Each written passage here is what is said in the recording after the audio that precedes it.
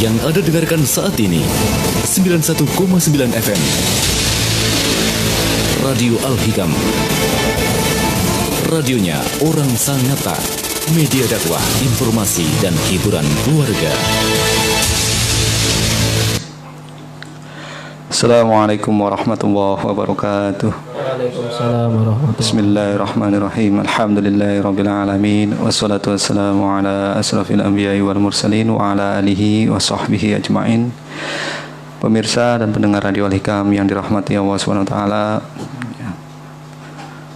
Radio Al-Hikam 91.9 FM alhamdulillah bisa hadir kembali, yaitu live streaming sekaligus on air di 91.9 FM setiap bulan Ramadan jam 5 sampai selesai, yang insya Allah rutin akan dibawakan oleh Al-Ustadz Mahfud Effendi dalam kajian kitab Lubabul Hadis. Semoga apa yang beliau sampaikan bisa bermanfaat bagi kita semua. Salawat serta salam selalu tercurahkan kepada Nabi Agung Nabi Muhammad SAW yang selalu kita nantikan syafaatnya di yaumil qiyamah. Baik pendengar Radio Al-Hikam Sangatta, sebelum pengajian dimulai, mari kita sama-sama berikhtiar berdoa semoga pandemi COVID-19 ini segera diangkat oleh Allah Subhanahu wa taala, dan bagi pendengar yang sedang sakit semoga segera diberi kesehatan. Amin. Dan yang di tempat pekerjaan semoga pulang dengan selamat, bisa bertemu dengan keluarga, bisa beribadah kembali seperti sedia kala. Baik pendengar Radio Al-Hikam, mari kita sama-sama menyimak dan mendengarkan. Semoga apa yang beliau sampaikan, yaitu Ustadz Mahfud Effendi, bisa bermanfaat bagi kita semua. Kepada Ustadz Mahfud Effendi, waktu dan tempat kami persilahkan. Assalamualaikum warahmatullahi wabarakatuh. Bismillahirrahmanirrahim. Alhamdulillahirabbil alamin wa bihi nasta'in ala umuri dunya waddin. Wassalatu wassalamu ala asrafil anbiya'il mursalin. Amma ba'du, hadratal muhtaramin, para alim, para ulama, para pendengar setia Radio Al-Hikam, para pemirsa live streaming Radio Al-Hikam Sangatta, dan serta para hadirin yang telah meluangkan waktunya untuk hadir, menyempatkan waktunya di studio Radio Al-Hikam ini, yang mudah-mudahan insya Allah kita semua dirahmati Allah Subhanahu wa ta'ala. Alhamdulillah pada kali ini kita dapat berjumpa kembali, melanjutkan pembahasan atau ngaji bersama, belajar bersama kitab Lubabul Hadis karya Syekh Jalaluddin bin Kamaluddin As-Suyuti. Sebelum kita mulai, malah seperti biasa kita hadiahkan Fatihah kepada pengarang kitab ini. Iradailah wali syafaati Rasulillah Sayyidina Maulana Muhammadin sallallahu alaihi wasallam wa ala alihi wa aswajihi wa dzurriyyatihi wa khususan ya Syekh Al-Alim Al-Alamah Jalaluddin bin Kamaluddin As-Suyuti. Lahu wa lana al-Fatihah. A'udzu billahi minasyaitonir rajim. Bismillahirrahmanirrahim. Alhamdulillahirabbil alamin. Ar-Rahmanir Rahim Maliki yaumiddin. Iyyaka na'budu wa iyyaka nasta'in. Siratal ladzina an'amta 'alaihim ghairil maghdubi 'alaihim waladdallin. Amin.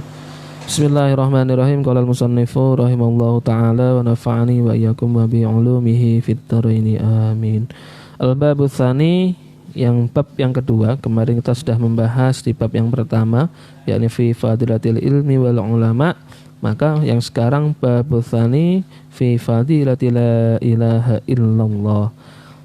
Bab yang kedua ini kita akan membahas fadilah atau keutamaan kalimah la ilaha illallah atau kalimah tauhid.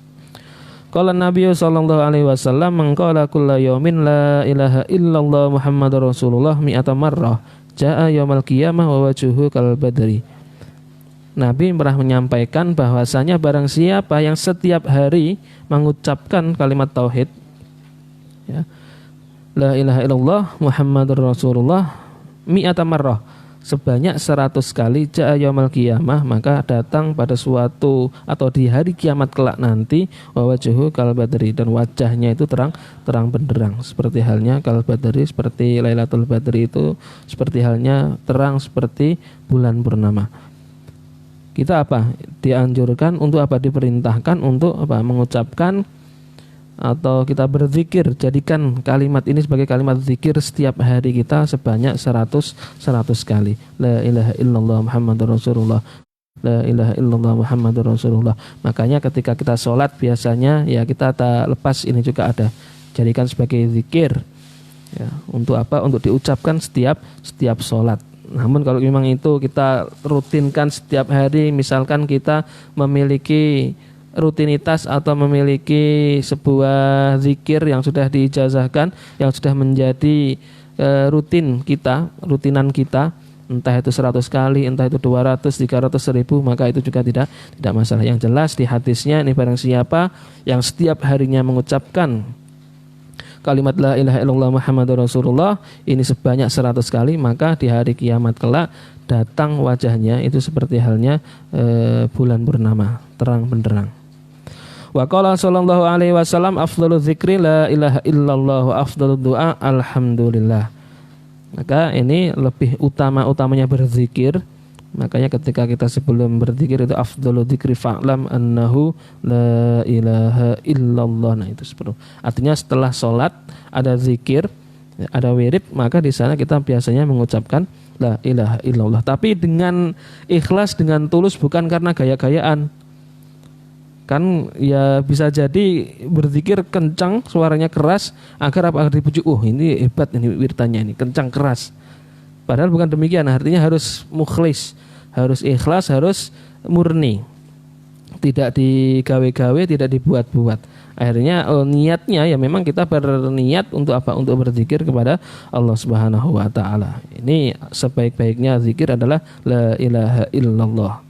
Wa afdalu doa, dan sebaik-bagusnya atau lebih utama-utamanya doa adalah alhamdulillah. Maka la ilaha illallah Muhammadur Rasulullah, kemudian alhamdulillah, subhanallah, Allahu akbar, ini biasanya di setiap sholat kita jadikan sebagai zikir atau sebagai wirid setelah kita melaksanakan sholat maktubah. Ini tentu bagus, dianjurkan oleh Nabi karena fadilahnya luar biasa, fadilahnya agung, besar.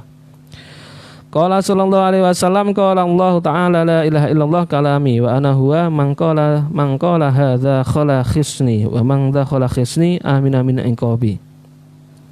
Bahwasanya Nabi bersabda, Allah telah berfirman ya, seperti hadis qudsi ini, la ilaha illallah kalami, bahwasanya kalimat la ilaha illallah itu adalah kalamku, wa ana huwa, dan aku adalah dia. Man qalaha, dan barang siapa yang mengucapkan la ilaha illallah dakhala husni, akan memasuki hisnun, benteng, keamanan, benteng katakan. Wa man dakhala hisni, dan barang siapa yang telah memasuki bentengku amin amin iqabi, maka seseorang itu akan selamat dari siksaku.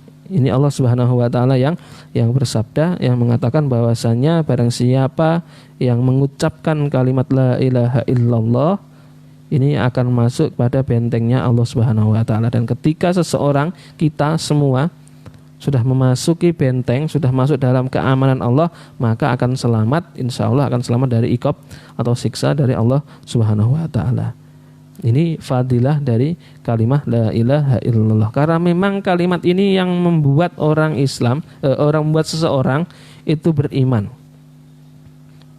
Dan siapapun itu, maka jadikanlah hidup kita, awal hidup kita dan akhir hidup kita, mudah-mudahan kita diakhirkan dan kemudian dimudahkan untuk mengucapkan kalimat tauhid ini. Karena memang tidak ada kenikmatan, tidak ada sebuah hal yang patut, yang layak disyukuri, yang terbesar, kecuali kita meninggal dalam keadaan husnul khotimah, sudah barang tentu kita mengucapkan kalimat ini, la ilaha illallah Muhammadur Rasulullah. Maka jika sudah seperti ini, maka insya Allah akan masuk surga. Meskipun nanti ada beberapa proses yang harus kita lewati. Yang jelas ketika seseorang mengucapkan ini, kalimat ini, maka fa insyaallah kelak akan masuk ke dalam surganya Allah Subhanahu wa taala. Qala sallallahu alaihi wasallam, ma min abdin yaqulu la ilaha illallah Muhammadur Rasulullah illa qala Allah ta'ala sadaqa abdi anallah la ilaha illa ana ushidukum ya malaikati qad ghafartu lahu ma taqaddama min dambihi wa ma ta'akhkhar. Rasulullah bersabda bahwasanya ma min abdin, tidak ada seorang hamba yang mengucapkan la ilaha illallah Muhammadur Rasulullah ya, maka kecuali Allah Subhanahu wa taala itu bersabda sodako abdi, benar hambaku ini benar. apa yang dilakukan hambaku adalah benar. Anallah, aku ini adalah Allah, la ilaha illa ana, maka tiada Tuhan selain aku. Ushidukum ya malaikati, maka persaksikanlah, saksikanlah. Kamu para malaikatku, saksikanlah. Ini Allah Subhanahu wa taala bersabda demikian, mengatakan bersabda kepada para malaikat untuk menjadi saksi bahwasanya qad ghafartu lahu, maka aku telah mengampuninya. Ma taqaddama min dambihi wa ma ta'akhkhara, dengan dosa-dosa apa yang telah berlalu dan yang akan datang. Ini dosa ini maksudnya adalah min shaghair. Artinya barang siapa yang mengucapkan kalimat la ilaha illallah Muhammadur Rasulullah, ini Allah membenarkan, dan kemudian apa yang terjadi di masa lampau dan apa yang akan terjadi masa yang akan datang, ini dosa-dosa kita, namun dosa-dosa kecil minas shaghair, ini Allah telah mengampuni kita. Jadi sangat agung, sangat mulia jikalau kalimat ini kemudian kita jadikan sebagai wirid, sebagai amaliyah, sebagai wiritan kita yang dibaca setiap harinya. Untuk masalah jumlah bilangan terserah. Kalau di awal tadi sudah dijelaskan 100 kali, itu minimal lah katakan 100 kali. Namun kalau kita di setiap sholat fardu kemudian kita wirid zikir setiap satu dudukan, setiap selesai sholat itu biasanya 33 katakanlah. Tinggal mengalihkan 5, berarti sudah jelas lebih dari 100. Tapi kalau satu dudukan katakan setelah sholat fardu kemudian kita wirid, zikir, kita membaca kalimat ini 100, ya tidak masalah. Tergantung dari waktu atau kesempatan yang kita miliki. Yang jelas ini bisa dijadikan sebagai wiritan kita, rutinitas kita sehari-hari, dengan harapan apa? Dengan harapan ya kita semua akan mendapatkan janji apa yang pernah disabdakan atau apa yang pernah disampaikan oleh Allah dan Rasulnya. Wa qala sallallahu alaihi wasallam, man qala la ilaha illallah mukhlisan dakhalal jannah. Barang siapa yang mengucapkan la ilaha illallah khalisan dengan ikhlas, mukhlis itu artinya orang-orang yang mencegah ini dari perkara-perkara yang diharamkan oleh Allah Subhanahu wa taala, dakhalal jannah. Nah, ini ada kata ikhlas, murni. Jadi memang niatnya untuk berzikir, untuk mengagungkan Allah Subhanahu wa taala, bukan karena niat yang lainnya. Kalau memang kita niatnya cabang seperti yang kita sudah bahas di kitab Bidayatul Hidayah, maka apa? Akan hilang. Tidak akan memiliki pahala, tidak ada ganjaran di sisi Allah Subhanahu wa taala. Ini khalisan mukhlison. Ya, maka jikalau memang sudah seperti itu, apa yang kita ucapkan, pernah mengucapkan seperti itu, maka balasannya adalah dakhalal jannah, akan dimasukkan Allah ke dalam surganya. Wa qala sallallahu alaihi wasallam, man kana awwala kalamihi la ilaha illallah wa akhiru kalamihi la ilaha illallah wa amila alfa sayyi'atin in asha alfa sanatin la yas'alullahu an dzambin wahidin. Ini Nabi bersabda bahwasanya mangkana awwala kalamihi, bahwasanya seseorang yang awal permulaan kalamnya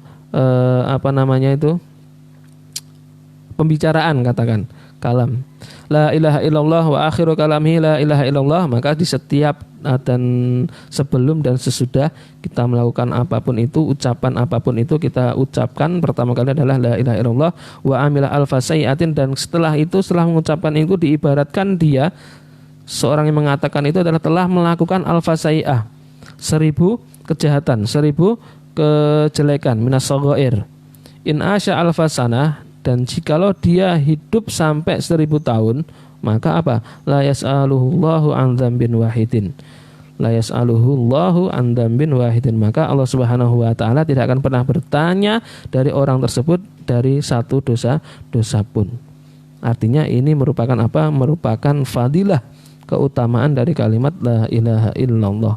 Jadi kalau seorang di awal dan akhir kalamnya itu mengucapkan kalimat ini, maka jikalau dia hidup selama 1000 tahun dan kemudian dia itu melakukan amal keburukan, amal kejelekan, maka Allah Subhanahu wa taala tidak akan pernah bertanya dari satu dosa pun, karena memang sudah diampuni apa yang telah lalu dan apa yang akan datang. Ini ay minas shaghair, atau dari dosa yang kecil. Wa qala sallallahu alaihi wasallam, man qala la ilaha illallah min ghairi ujbin tara biha ta'irun tahtal arsy yusabbihu ma'al musabbihin ila yaumil qiyamah wa yuktabu lahu thawabuhu. Dan ini barang siapa, ya, Nabi bersabda kembali bahwasanya barang siapa yang mengucapkan la ilaha illallah min ghairi ujbin, dari tanpa memiliki rasa ujub, bangga, sombong, riya atau apapun itulah. Katakan kita memang benar-benar kita berzikir, benar-benar kita menyebut, mengagungkan kalimah ini, dan kemudian tanpa didasari dengan niat-niat yang lain atau tanpa didasari dengan niat ujub, membangga-banggakan diri. Ini loh, lihat saya ini, zikirnya paling kencang sendiri, zikirnya paling banyak sendiri. Tidak ada niat-niat yang seperti itu, maka tara biha ta'irun, maka akan terbang satu burung tahtal arsy, di bawah arsy, yusabbihu ma'al musabbihin, dan burung tersebut bertasbih dengan orang-orang yang bertasbih. Ya, tentu ini makhluknya Allah Subhanahu wa taala, semuanya adalah bertasbih, sujud dan bertasbih. Ila yaumil qiyamah, sampai dengan hari kiamah. Ini misalkan kalau kita sekali saja kemudian satu burung terbang, kemudian diterbang di bawah ars, kemudian bertasbih dengan orang-orang yang bertasbih, dengan makhluk-makhluk Allah yang lainnya yang sedang bertasbih, ila yaumil qiyamah, sampai dengan hari kiamah, wa yuktabu lahu thawabuhu, dan dicatat sebagai dicatat sebagai pahalanya. Ayuktabu lahu thawabuhu, dan ditulis pahala baginya. Jadi ada yang orang yang berzikir, ini tadi bukan orang tapi burung yang berzikir, ya, bertasbih, tapi pahala tasbihnya itu adalah nanti akan diberikan kepada orang yang mengucapkan la ilaha illallah. Jadi kita yang mengucapkan, kemudian ada burung yang terbang, satu burung yang terbang di bawah ars, kemudian dia bertasbih, dan pahala tasbihnya itu nanti akan diberikan kepada orang yang telah mengucapkan kalimat la ilaha illallah. Jadi luar biasa sekali bahwa apa yang harus kita ketahui, bahwa apa yang harus kita lakukan tentu berasal dari hal yang kecil-kecil seperti ini. Kalau menurut saya meskipun ini seakan-akan kelihatan sepele, kecil sekali, namun begitu luar biasa. Kita tidak bisa meremehkan dari kalimat tauhid ini, ya. Karena memang inilah yang membuat seseorang menjadi muslim, menjadi Islam. Dan dengan inilah, kalimat inilah, ya, Nabi Muhammad SAW mengibarkan panji-panji Islam yang membawa ajaran dari Allah Subhanahu wa taala. Artinya apa? Artinya kalimat ini begitu agung, begitu mulia, maka setiap hari, setiap saat, setiap waktu mari kita usahakan, mari kita maksimalkan, mari kita berupaya untuk selalu untuk selalu menjadikannya, kalimat ini sebagai kalimah-kalimah zikir atau kalimah-kalimah yang kita rutinitaskan menjadi menjadi hal yang bagus, hal yang baik di setiap harinya. Karena memang fadilahnya sudah begitu banyak, sudah barang tentu ini jikalau kita memang berharap pahala dari Allah Subhanahu wa taala, kemudian kita ikhlas, kita niatkan ikhlas untuk Allah Subhanahu wa taala, maka zikir kita, apa yang kita baca ini insya Allah akan diberikan pahala oleh Allah Subhanahu wa taala. Wa qala sallallahu alaihi wasallam, man qala la ilaha illallah Muhammadur Rasulullah marratan ghufira lahu dzunubuhu wa in kana mithla zabadil bahri. Ini Nabi bersabda bahwa barang siapa yang mengucapkan la ilaha illallah Muhammadur Rasulullah marratan, sekali.